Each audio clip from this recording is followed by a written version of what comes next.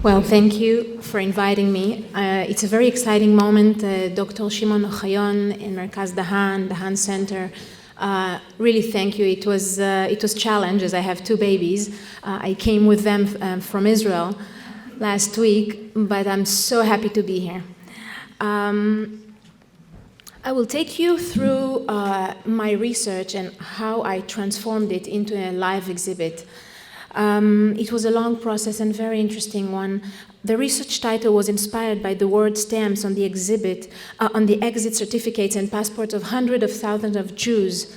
Rihla bidun raja, raha bala raja, living, never to return. And it took on a deeper meaning while doing my MA in diplomacy in the Tel Aviv University. Notwithstanding their sense of connection to the culture of the Muslim countries in which they lived, Jews throughout the generation, and especially in the modern age, also suffered hardships that forced them to uproot themselves, transforming many of them into refugees. A combination of different factors made the uprooting of Jews from Arab countries a necessity and forced them to forced their immigration. Some of the Jews would not have immigrated had conditions been different and therefore became refugees who fled to save their lives. In their countries of origin, they lived under threat and persecution, riots and harassment, their property and belonging expropriated or confiscated, their rights breached. Some were forced to sign documents that relinquished their possession in order to permit it to leave the country. Essentially, all of their possession and property were confiscated, while all the property they could carry with them were limited to one suitcase. And it gives me the inspiration, and you will see it shortly.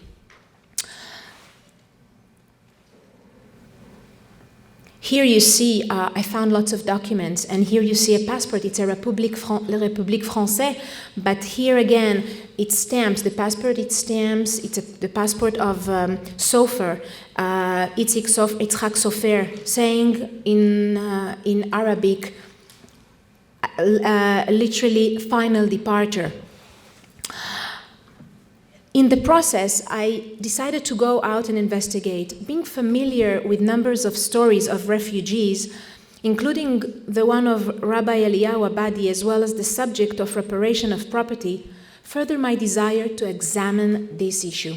The recent question on the returning of property of Arab Jews and examining the way in which Israeli media framed and represented this issue in diplomacy with Arab countries was one of the first topics I researched in the context of Arab Jews in my graduate degree in Tel Aviv University.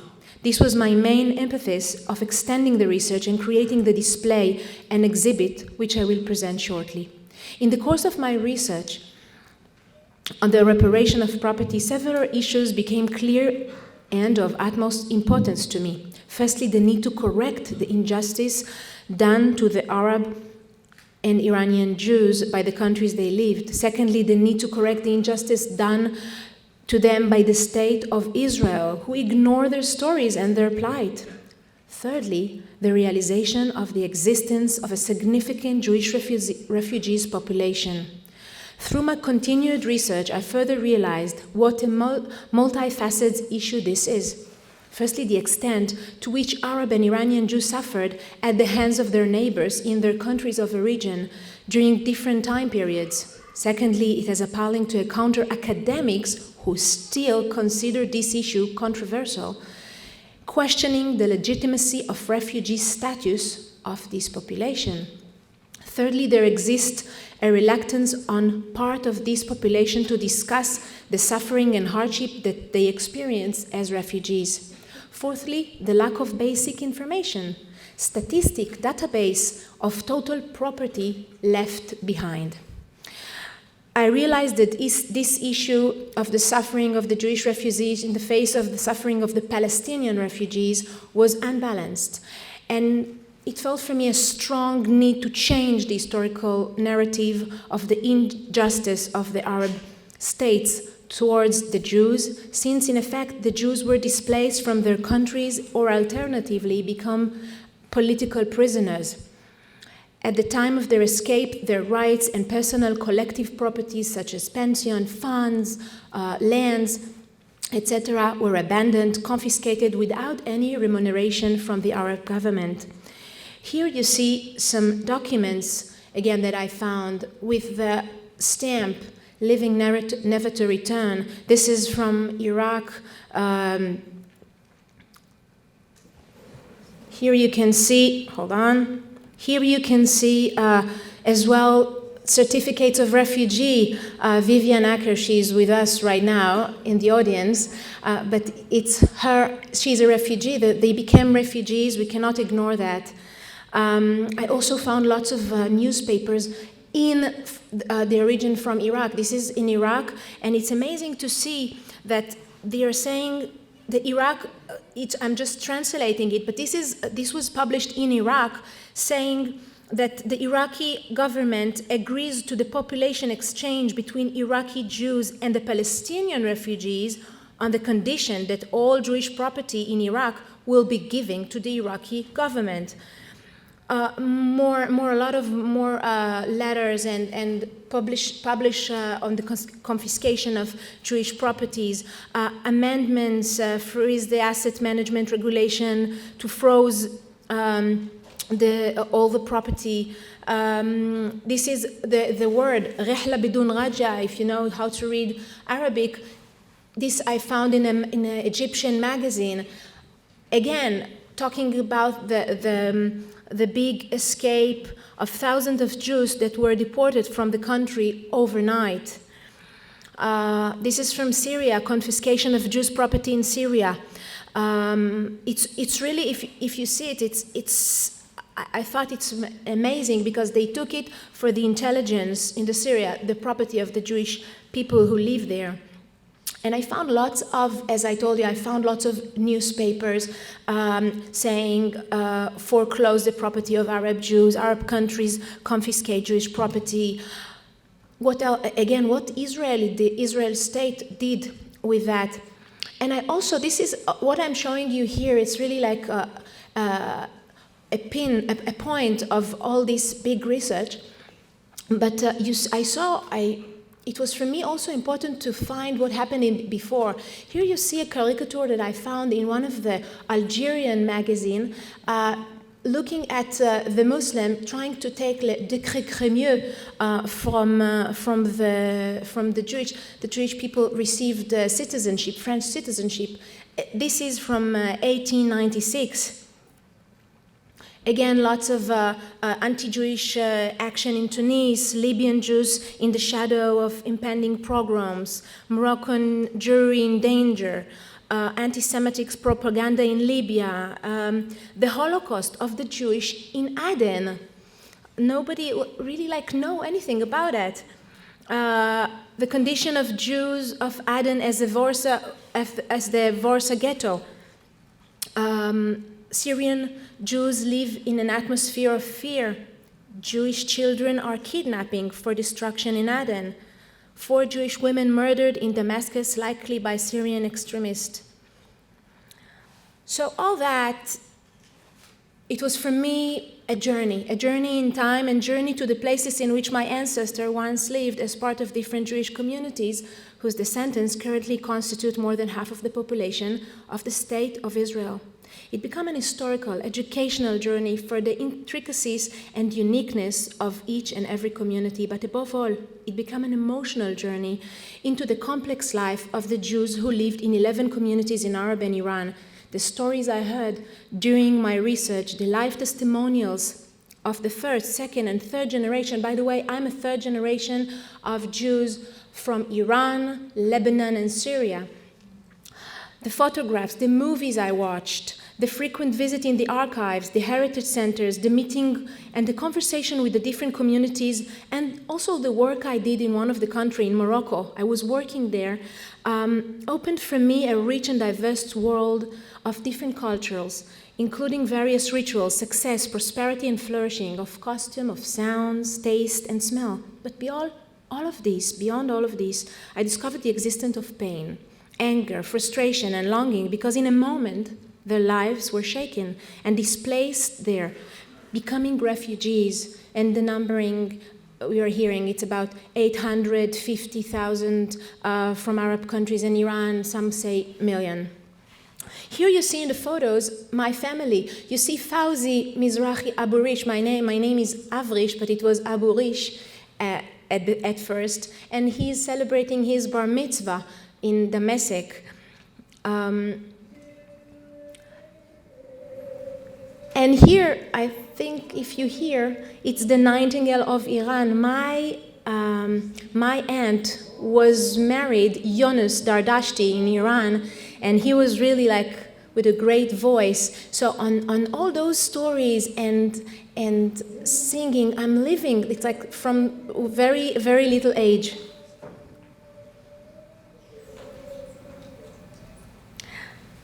And of course, in Israel, every Friday afternoon, we were watching the Arabic, we are saying Arab movies, but it's an Egyptian movie. And I remember clearly Leila Morad, which you hear her now, but she was really like very famous. She was Jewish, and there was no one that didn't know her. So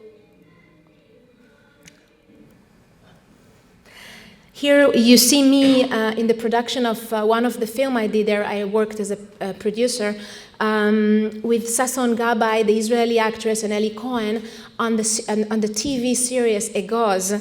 And it was really like, or I did different other things, but here me in Ouarzazate and in Marrakesh for a different video clip for Laura Fabian. But all that brought to me the sense of, wow, what an amazing life they had there. Again, here we see them from Egypt and all this flourishing, which is flourishing life. Women, this is women in the car in the 1926 this is from Algeria, or black tie engaged party. This is also from Libya. How beautiful it is from Iran. So all that really like show me that not just tragic history exists in their countries of origin. Alongside it also a flourishing cultural, economic, social, and communal prosperity. And even the Islamic environment in which Jews lived positively influenced their lives and work. Jews integrated well beyond the relative share of the population, both Muslim and European, into the state's economy, the commerce, banking, private business, and professions, including doctors, nurses in the hospital, pharmacists, journalists, lawyers, university professors, and teachers. So, inspired by the law, but this law that we are all here for it, inspired by this law of the day departure and deportation of Jews from Arab and Iranian countries, and as an initial expression of my research, I created the artistic display named Etz or Palit. It's a play on word. Etz means in Hebrew tree, and Palit means refugee. And this is the dual life that I always felt strongly, that dual life that they had there. In one time, it's like flourishing as I described, and the other hand, hard time they had there. So this I did with the support of the Ministry of Social Equality at the International Conference Center in Jerusalem in November 30, 2016. And it expressed in a creative, focused, and exciting way the complexity of their life there.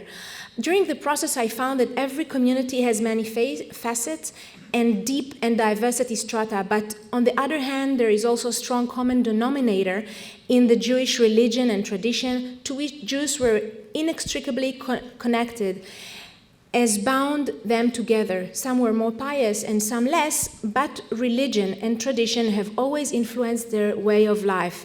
Jewish identity, Jewish education, fraternity and communal unity have maintained their relative integrity despite the modern life that began to affect everyday life in some communities. The role of Jewish religion as a guardian, unifying, and influencing factor among all communities was sharpened for me in one of the interviews I conducted. I heard a story that happened in the Jadu labor camp in World War II. A Nazi officer entering a barrack crowded with some 100 inmates ran his finger over the dusty wooden bin and threatened the inmates with heavy punishment if the barrack was not cleaned.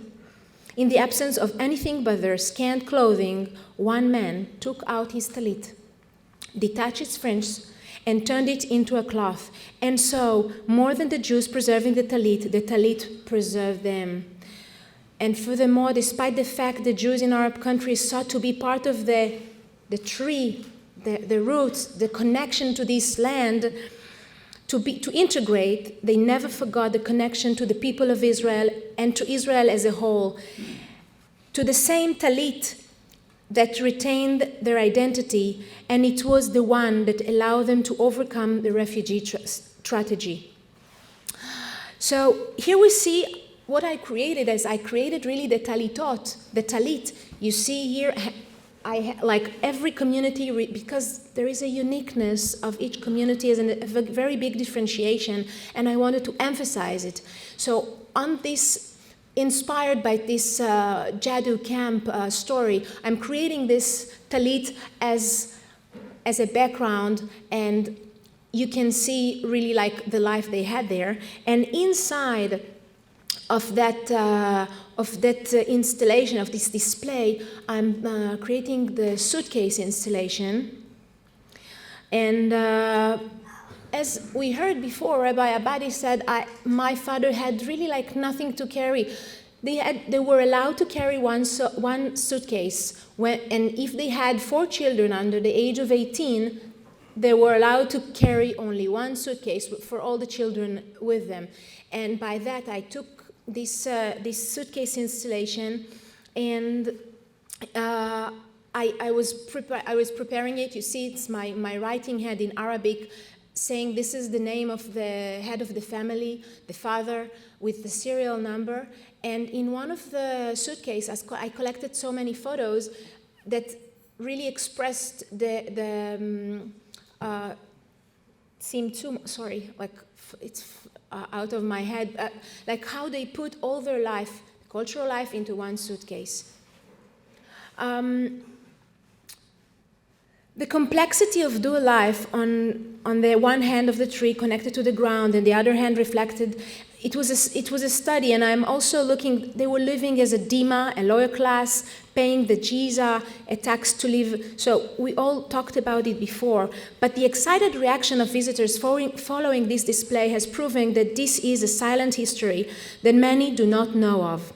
This reaction sparked a sense of purpose for me to present the complete Jewish story of these communities.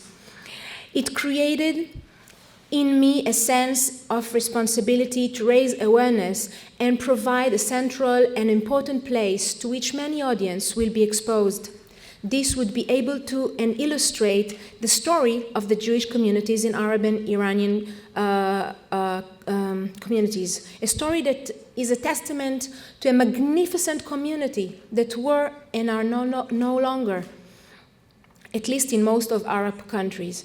My goal was to raise and empower community members to showcase the diverse sides of their lives, wealth, and modern life, to break down many misconceptions in the Israeli society, and to complete the missing piece of the historic mosaic for the benefit of future generations. In doing so, I embarked on a depth study that included, among other things, in-depth interviews with members of various communities, locating original documents as I just showed you. I locating hundreds of rare and sacred objects, which I researched, photographed, documented, highlighting the uniqueness of each community, its cultural richness, and its unique stories. I also located original sound and video clips that illuminate various points of community life, analyzing press clipping from countries of origin that highlight the transformation and upheaval of Jewish community life, collected photographs and references that underpin the research, met with leading researchers from Israel and around the world. Examining all of this helped me to deciphering a cultural, social, religious, and political cipher of a millennium of Jewish life. The climax of all this research and my exploration of this subject was to transform it into the creation of the exhibition that you just see behind me, Living, Never to Return, at Eretz Israel Museum in Tel Aviv. The exhibition design I did also the design. My first degree, by the way, is design and architecture. The second, the master, was in diplomacy. And here we see really like, first of all, you see the two sides of the Talitot. Each community received his own unique space, which I show also the artifacts. And the design of this, I did it with like, they lived in Muslim country. There was a lot of influence from those Muslim countries. So the arches, the symmetry, the musharabiyah, it's the wall, the divide in between them. So from the architectural, Islamic architectural. So all that I'm showing in the exhibition. So again, there is the motif of the talit and the motif of all the other objects. The Jews specialize in creating high-quality jewelry and embroidery, Judaica, religious objects and clothing. The Jews were the originator and conservators of local music, since the Shiite were prohibited from practicing secular music. Many were gifted musicians who were recognized by the non-Jewish society and became known as experts in the local classical music. Many became famous around the world for their talents. Won senior government position, helped their countries flourish. We have so many names, like Yechezkel Sasson in Iraq, and really like the list is so long. And I'm showing this in the exhibition. They established sports association whose members participate in local and international competition. There was also great spiritual development and creativity. One of the most important being the compilation of, for Babylonian Talmud, one of the greatest contribution of Jews' law and continuity. So we see here, I was like finding hundreds of objects, and each object telling a story. By the way, here you see the part of Lebanon, and you see a photo of Rabbi Abadi. He's also here. He is like a superstar. Okay. So here you see, for instance, like I'm getting a little bit deeper in detail as an example of Morocco. You see the talit, but you see also the Elexwel Kbira, the big dress. You see the kids, the girls in a school camp, and you see the houses. So this is one part of the talit which I'm showing, and this is the dual life that I wanted to express. And the other side with the red title, it's the hard time they had there. And it's very like chronological, which I'm showing it by the dates. Rare and original objects, scarce and secular, each of these objects illuminate and revealed another layer in the life of Jewish and Arab countries, shedding light on their culture, rituals, everyday life, social life, trade life, leisure culture, their spiritual wealth alongside their physical wealth, their belief, and their talent. Each item, photograph, document, or video that I researched and presented was selected to tell the unique story and sub-theme they represent for each community. Thus, for the first time, showing the uniqueness of each community was illuminated and even helped to correct the miscellaneous and the inclusive term used to the lump of all these distinct communities into one, Mizrahi Oriental. I had a problem with this, like saying they're all Mizrahi. It's not true. It's like really each community by itself. I also chose in the exhibition to bring my personal connection to each of these 11 communities, which was in fact part of what pushed me and strengthened me and inspired me throughout all these 3 years of research. It also created an emotional, intimate, and exciting connection for the viewer to the various communities. Furthermore, members of the communities or their descendants who visit the exhibition or were exposed to the many stories were recognized and respected in Israeli society. They felt really like somebody is looking at us. They felt so motivated. This was tremendously exciting and empowering for them. And this is the evidence by the many of the responses I received by emails, thank you letters, also the media that hugged it. Many responses came from the third generation who are racing to keep their stories alive, are filled with a sense of pride. And what I can tell you, they feel really like the history is there for them. Here we see, like from Yemen, I can really discuss and explain for hours about each and every item, but we don't have the time for it right now. So I'm just really, this is an argila from Aden. It's even written on the word on Aden, but it's expressed the life they had. They used to gather together, studying Torah, and smoking the nargila, having the ja'la, the beans that they were eating. Have a look, like the richness of and the flourishing and the work they did by those items. Here we see also from Iraq. So, hold on. I'm about to finish.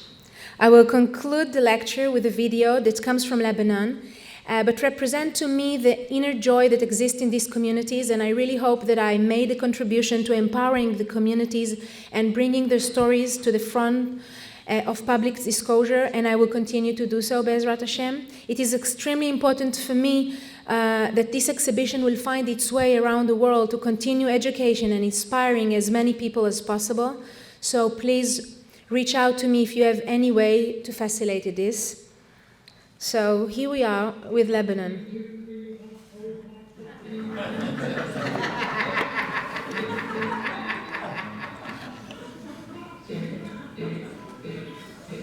Music, let's dance. It was beautiful to see it. I found lots of videos, and this one is the one they are like normally every Shabbat, when the Shabbat was over, Shabbat night, Motzei Shabbat, they were gathering, they were dancing.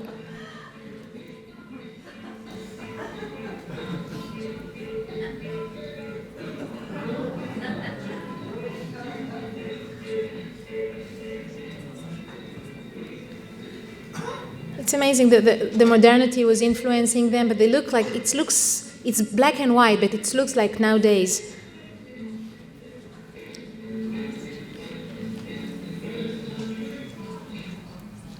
Thank you.